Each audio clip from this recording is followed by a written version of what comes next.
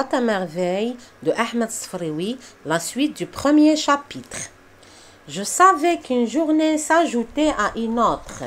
Je savais que les jours faisaient des mois, que les mois devenaient des saisons, et les saisons l'année. J'ai 6 ans. L'année prochaine, j'en aurai 7 et puis 8, 9 et 10. À 10 ans, on est presque un homme. À 10 ans, on parcourt seul tout le quartier. On discute avec les marchands. On sait écrire au moins son nom. On peut consulter une voyante sur son avenir, apprendre des mots magiques, composer des talismans. En attendant, j'étais seule au milieu d'un grouillement de têtes rasées, de nez humides, dans un vertige de vocifération de versets sacrés. L'école était à la porte de Derbenwala. Le frère, un grand maigre à barbe noire, dont les yeux lançaient constamment des flammes de colère, habitait la rue Gief. Je connaissais cette rue. Je savais qu'au fond d'un boyau noir et humide s'ouvrait une porte basse d'où s'échappait toute la journée un brouhaha continu de voix de femmes et de pleurs d'enfants. La première fois que j'avais entendu ce bruit, j'avais éclaté en sanglots parce que j'avais reconnu les voix de l'enfer, telles que mon père les évoqua un soir. Ma mère me calma. « Je t'emmène prendre un bain. Je te promets une orange et un œuf dur. Et tu trouves le moyen de braire comme un âne ?» Toujours octant, je répondis. « Je ne veux pas aller en enfer. » Elle leva les yeux au ciel et se tut, confondue par tant de niaiseries. Je crois n'avoir jamais mis les pieds dans un bain mort depuis mon enfance. Je crois n'avoir jamais mis les pieds dans un bain mort depuis mon enfance. Une vague appréhension et un sentiment de malaise m'ont toujours empêché d'en franchir la porte.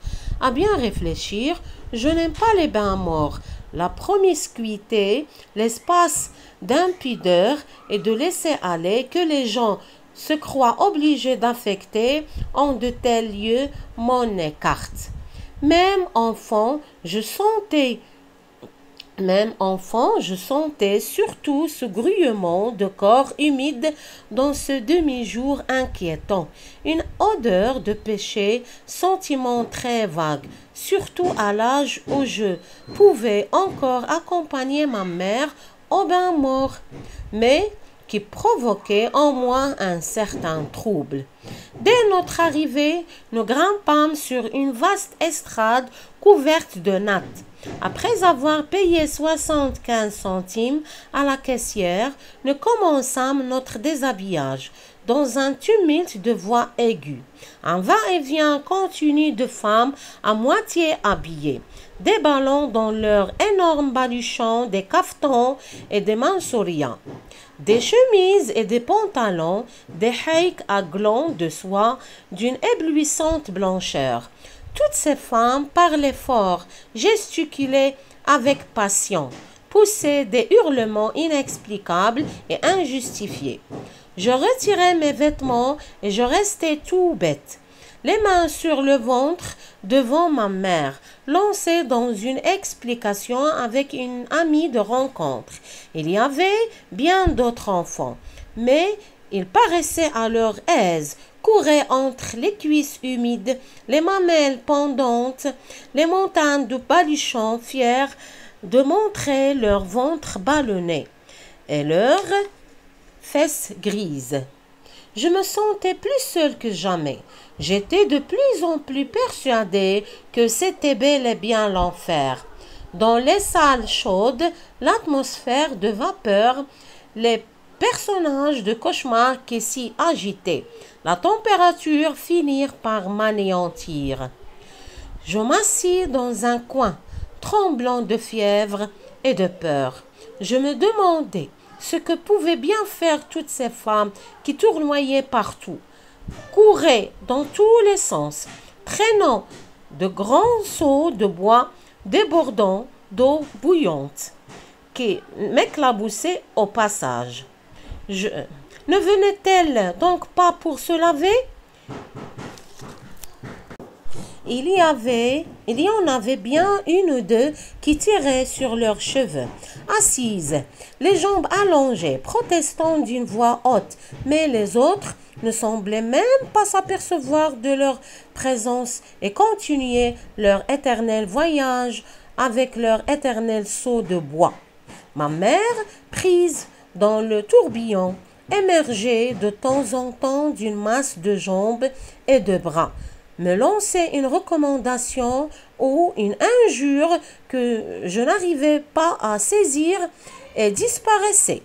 Devant moi, dans un seau vide, il y avait un peigne en corne, un gobelet de cuivre bien astiqué, des oranges et des œufs durs. Je pris timidement une orange, je l'épluchai, je la suçai pendant longtemps. Je regardais le regard vague. Je sentis moins l'indécence de mon corps dans cette pénombre. Je le regardais se couvrir de grosses gouttes de sueur et je finis par oublier les femmes qui s'agitaient, leur seau de bois et leur voyage inexplicable autour de la pièce.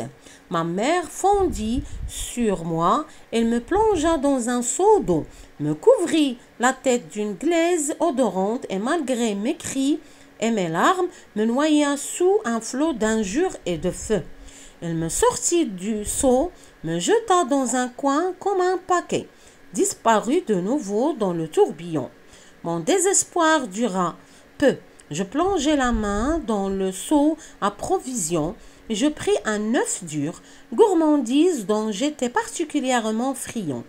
Je n'avais pas encore fini d'en grignoter le jaune que ma mère réapparut de nouveau, m'aspergea alternativement d'eau bouillante et d'eau glacée, me couvrit d'une serviette et m'emporta à moitié mort à l'air frais sur l'estrade au bas du champ.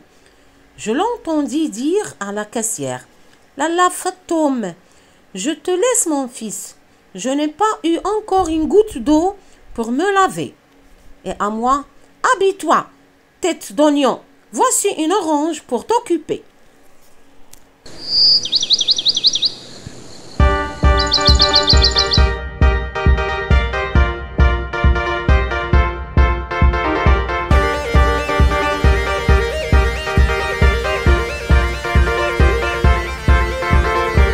Voilà mes amis, c'est tout pour aujourd'hui. La prochaine séance ان شاء الله غادي نكملوا لا ليكتور ديال البروميير شابيتر. تابوناو معنا. هذا المحتوى راه من اجلكم نتوما التلاميذ الكرام، من اجل الاباء. حاولوا تابوناو في القناه وتشجعونا شي شويه، الله يجازيكم بخير. شكرا للجميع، وتابوناو في القناه الثانيه.